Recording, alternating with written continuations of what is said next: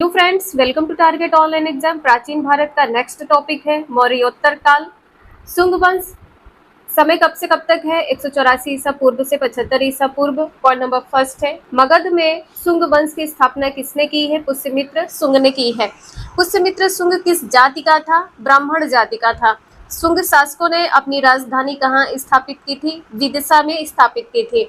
Indo यूनानी शासक Menander को किस शुंग शासक ने पराजित किया था? किसको पराजित किया है? इंडो यूनानी शासक मिनांडर को शुंग शासक ने पराजित किया है, पुष्यमित्र शुंग ने। शुंग वंश का अंतिम शासक कौन था? देवभूति था। नेक्स्ट है, कण्व वंश समय कब से कब तक है? 75 ईसा पूर्व से 30 ईसा पूर्व है। शुंग वंश के अंतिम शासक देवभूत की हत्या कब और किसने की है? 75 ईसा पूर्व में की है। किसने की है? वासुदेव ने की है।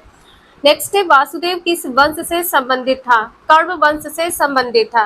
कण्व वंश का अंतिम राजा कौन था? सुशर्मा था। अंतिम राजा सुशर्मा था। सुशर्मा की हत्या कब और किसने की है? 60 ईसा पूर्व में शिमुक ने की है। 60 ईसा पूर्व में शिमुक ने की है। नेक्स्ट है, आंध्र सातवाहन वंश। कण्व वंश के अंतिम शासक सुशर्मा की हत्या कर शिमुक ने किस वंश की स्थापना की है? शिमुक ने किस वंश की स्थापना की है? सातवाहन वंश की स्थापना की है। सातवाहन वंश का सर्वाधिक महान शासक कौन था? गौतमी पुत्र शातकर्णी 106 ईसा से 130 ईसा। नेक्स्ट है, सातवाहन शासकों के समय के प्रसिद्ध साहित्यकार कौन थे? सातवाहन के शासक के समय प्रसिद्ध साहित्यकार हाल एवं गुणाढ्य थे। हाल एवं गुणाढ्य। नेक्स्ट है, हाल ने कौन सी पुस्तक की रचना की है? गाथा सप्तशतक की रचना की है। गुणाढ्य ने कौन सी पुस्तक की रचना की है? बृहत कथा की रचना की है। सातवाहनों के समय में सर्वाधिक मुद्रा किस धातु की बनी थी? सीसा धातु की बनी थी। ब्राह्मणों को भूमि अनुदान देने की प्रथा का आरंभ किन शासकों ने किया है? सातवाहन शासकों ने किया है भूमि अनुदान की प्रथा। नेक्स्ट है, सातवाहन की भाषा एवं लिपि कौन सी थी? भाषा क्या थी? प्राकृत थी। लिपि ब्राह्मी थी। नेक्स्ट है, किस क्षेत्र में अजंता शाखा सातवाहनों से प्रारंभ होती है? चित्रकला। विदिशा में गरुड़ स्तंभ की स्थापना किसने की है? हेलियोडोरस ने की है। सातवाहन प्रशासन में जनजातीय क्षेत्रों का प्रशासक कौन था? गौल्मिक था। प्रशासक कौन था? गौल्मिक था। नेक्स्ट है, खजांची के पद पर सातवाहन प्रशासन में कौन अधिकारी नियुक्त होता था? हेरेनका होता था। हेरेनका। नेक्स्ट है, यहाँ से स्टार्ट होता है चेदी वंश। कलिंग के चेदी वंश का संस्थापक कौन था? महामेघवाहन था। चेदी वंश से संबंधित किस महान शासक की जानकारी का स्रोत हाथी गुम्फा अभिलेख 1वीं शताब्दी ईसा पूर्व है? खारवेल का। नेक्स्ट है, किस चेदी शासक ने कलिंगाधिपति तथा कलिंग चक्रवर्ती की उपाधि किसने धारण की है? खारवेल ने धारण की है। चेदी शासक हैं कलिंगाधिपति व कलिंग चक्रवर्ती की उपाधि धारण की है खारवेल ने। नंदराज द्वारा खुदवाई गई नहर का विस्तार तुनसुली से कलिंग तक किस चेदी शासक ने किया है? खारवेल ने किया है। नेक्स्ट है, किस चेदी शासक को भिक्षु सम्राट व धर्मराज कहा जाता था?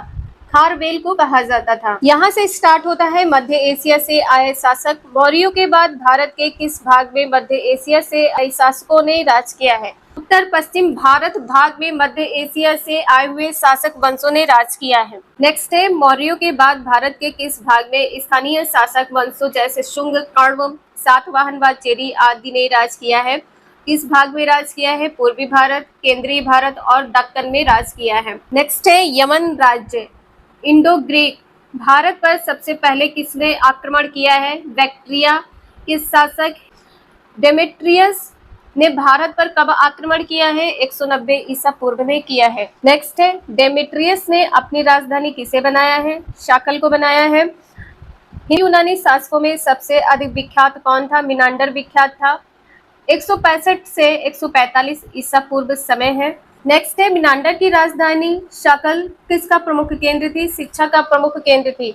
मिनांडर किस धर्म का अनुयायी था? बौद्ध धर्म का अनुयायी था। मिनांडर ने किस बौद्ध भिक्षु से बौद्ध धर्म की दीक्षा ली है? नागार्जुन नागसेन से। नेक्स्ट है, मिनांडर के प्रश्न एवं नागसेन द्वारा दिए गए उत्तर किस पुस्तक में संग्रहित है? मिलिंद पन्हों में संग्रहित। पुस्तक कौन सी है? मिलिंद पन्हों है। नेक्स्ट है, भारत में सबसे पहले सोने के सिक्के किसने जारी किए हैं? हिंद यूनानियों ने जारी किए हैं। नेक्स्ट है, भारतीय रंगमंच में यवनिका यवनिका क्या है? पर्दा है। का शुभारंभ किसने किया है? यूनानियों ने किया है। किस स्थान को पेरिप्लस ऑफ द इरिथ्रियन सी नामक पुस्तक में पोर्डुके कहा गया है? पोर्डुके किसमें कहा गया है? अरिकामेडो में कहा गया है। किस संहिता में यमन को बर्बर कहा गया है? गार्गी संहिता में यमन को बर्बर कहा गया है। नेक्स्ट पॉइंट है, शक राज्य यूनानियों के बाद भारत में आए थे। कौन थे? शक थे। शक मूलतः कहाँ के निवासी थे? मध्य एशिया के निवासी थे। शकों का सबसे प्रतापी शासक कौन था? रुद्रदामन प्रथम था। रुद्रदामन प्रथम का शासनकाल क्या था? समय क्या है? 130 से 150 ईसा। नेक्स्ट है, रुद्रदामन प्रथम ने काठियावाड़ की किस झील का जीर्णोद्धार किया है? अर्ध शुष्क सुदर्शन झील का। इंपॉर्टेंट है। शकों के सभी अभिलेख किस भाषा में रचित है? प्राकृत भाषा में रचित है। भारत में शक राजा अपने को क्या कहते थे? क्षत्रप कहते थे। अपने आप को क्षत्रप कहते थे। महाभारत में शकों को क्या कहा गया है? अनिवार्षित शूद्र कहा गया है। अनिवार्षित शूद्र कहा गया है। नेक्स्ट है, सर्वप्रथम भारत में विशुद्ध संस्कृत भाषा में लंबा अभिलेख किस शक राजा द्वारा जारी किया गया है? रुद्रदामन के द्वारा जारी किया गया है। उज्जैन के स्थानीय राजा ने शकों को कब पराजित किया है? 58 ईसा पूर्व में पराजित किया है। शकों को पराजित करने वाले उज्जैन के स्थानीय राजा ने किसकी उपाधि धारण की थी? विक्रमादित्य की उपाधि धारण की थी। किसने? उज्जैन के स्थानीय राजा ने। नेक्स्ट, शकों पर विजय के उपलक्ष्य में 58 ईसा पूर्व से कौन सा संवत प्रारंभ हुआ है? विक्रम संवत प्रारंभ हुआ है 58 ईसा पूर्व से। भारतीय इतिहास में विक्रमादित्य की उपाधि धारण करने वाले 14 राजाओं में से कौन सबसे अधिक विख्यात था? गुप्त सम्राट चंद्रगुप्त द्वितीय विख्यात थे। नेक्स्ट है, पल्लव पार्थियन राज्य पश्चिमोत्तर भारत में शकों के आधिपत्य के पश्चात किन लोगों का आधिपत्य स्थापित हुआ है? शकों के आधिपत्य के पश्चात पार्थियन लोगों का आधिपत्य स्थापित हुआ है। पार्थियाई लोगों का मूल निवास स्थान कहाँ था? ईरान था। नेक्स्ट है, पार्थियन लोगों को भारतीय साहित्य में क्या कहा गया है? पल्लव या पहलव कहा गया है। पल्लव शक्ति का वास्तविक संस्थापक कौन था? मेथेड्रेस प्रथम था। मेथेड्रेस प्रथम। पल्लव वंश का सर्वाधिक प्रसिद्ध शासक कौन था? गोंडोफर्नीज था। गोंडोफर्नीज। पल्लव शासक के गोंडोफर्नीज की राजधानी कहाँ थी? तक्षशिला। गोंडोफर्नीज की राजधानी तक्षशिला थी। नेक्स्ट है, किस यमन राजा के शासनकाल में ईसाई धर्म प्रचारक सेंट थॉमस भारत आया था? गोंडोफर्नीज यमन राजा के शासन में। पल्लवों की शक्ति व प्रभुता का अंत किसने किया है? कुषाणों ने किया है। कुषाण राज्य। भारत में पल्लव के बाद कौन आए हैं? कुषाण आए हैं। कुषाण वंश का संस्थापक कौन था? कुजुल कडफिसेस था। कुषाण वंश का सबसे प्रतापी राजा कौन था? कनिष्क था। कनिष्क की राजधानी क्या थी? पुरुषपुर या पेशावर थी। कनिष्क की राजधानी पुरुषपुर या पेशावर थी। कुषाणों की द्वितीय राजधानी क्या थी? मथुरा। कनिष्क ने 78 ईसा में कौन सा संवत चलाया था? शक संवत चलाया था। भारत सरकार द्वारा कौन सा संवत प्रयोग में लाया जाता है? शक संवत प्रयोग में लाया जाता है। चौथी, बौद्ध संगीत किसके शासनकाल में संपन्न हुई है? कनिष्क के शासनकाल में।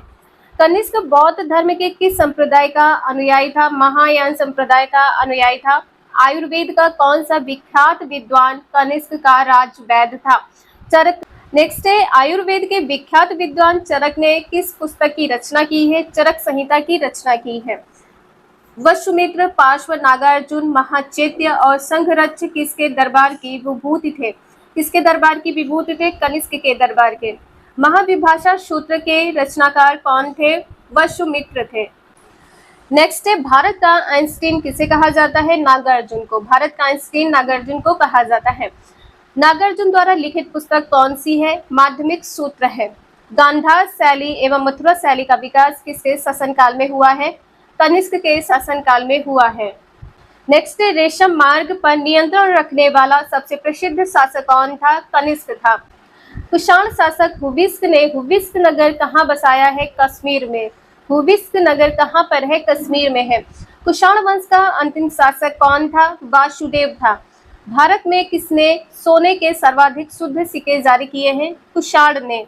नेक्स्ट है, पकाई गई मिट्टी के बने सिक्कों के सर्वाधिक सांचे किस काल के हैं? कुषाण काल के। सांचे किस काल के हैं? कुषाण काल के। कुषाण काल में सबसे अधिक विकास किस क्षेत्र में हुआ है? वास्तुकला क्षेत्र में हुआ है। कुषाण काल की मूर्तिकला में किसका प्रभाव अधिक है? यूनानी का प्रभाव अधिक है। द्वैध शासन प्रथा की शुरुआत किस शासनकाल में हुई है? कुषाणों के शासनकाल में हुई है। सामंतीकरण की प्रक्रिया किस काल से आरंभ हुई है? कुषाण काल से आरंभ हुई है। नेक्स्ट है, कुषाण काल में कौन से व्यापारिक संगठन थे? निगम, पुगश्रेणी, सार्थवाह। ये 3 संगठन है, निगम, पुगश्रेणी, सार्थवाह। यहाँ से स्टार्ट होता है संगम काल। संगम किससे संबंधित है? विद्वानों से। संगम काल में कितनी रचनाओं का वर्णन किया गया? 2289। कौन सा तमिल ग्रंथ संगम काल की प्रसिद्ध रचना है? तोलकाप्पियम है, तोलकाप्पियम। इसे आप लोग ध्यान रखिएगा।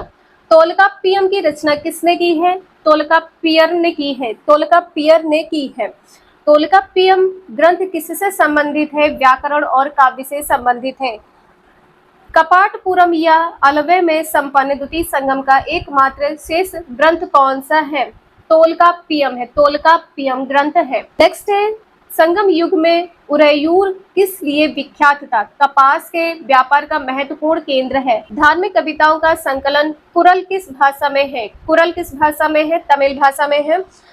संगम काल की 3 परिषदों में प्रथम परिषद तेन मथुरा में स्थित थी। इसके अध्यक्ष कौन थे? अगस्त्य थे। द्वितीय परिषद जो कपाटपुरम में स्थित थी, उसके अध्यक्ष कौन थे? अगस्त्य एवं तोलकाप्पियर थे। मथुरा में स्थित तृतीय परिषद के अध्यक्ष कौन थे? नक्कीरर थे। नेक्स्ट है, यहाँ से पांडवंश स्टार्ट होता है। पांड्यों की राजधानी क्या थी? मुदैरे थी। नेक्स्ट है, किस संगम युगीन राजा के संरक्षण में 3 संगमों का आयोजन किया गया है? पांड्य संगम युगीन राजा के संरक्षण में। संगम युग के किस वंश के शासक ने रोमन सम्राट ऑगस्टम के दरबार में अपना एक दूत भेजा है? पांड्य ने। नेक्स्ट है, पांड्यों का उल्लेख सर्वप्रथम किस विदेशी यात्री ने किया है? मेगास्थनीज ने किया है। पांड्यों का उल्लेख मेगास्थनीज ने किया है। पांड्य राज्य का प्रतीक चिन्ह क्या था? मछली था। संगमकालीन पांड्य शासक नेडियोन ने किस प्रथा को प्रारंभ किया है? सागर पूजा प्रथा को प्रारंभ किया है। पांड्य वंश का अंतिम शासक कौन था? नल्यकोडन था, नल्यकोडन था। नेक्स्ट है, चोल वंश। मध्यकाल के आरंभ में चोल राज्य क्या कहलाता था? चोल मंडलम कहलाता था या कोरोमंडल? चोल मंडलम या कोरोमंडल। चोल वंश का सबसे प्रसिद्ध शासक कौन था? करिकाल था। करिकाल गद्दी पर कब बैठा था? 190 ईसा के लगभग बैठा था। किस चोल वंश के शासक ने उद्योग धंधे व कृषि को प्रोत्साहन दिया है? करिकाल ने प्रोत्साहन दिया है। चोल वंश यहाँ पर कंप्लीट होता है। वीडियो यूजफुल लगे लाइक करें, चैनल को सब्सक्राइब करें एंड शेयर करें। Thank you for watching this video.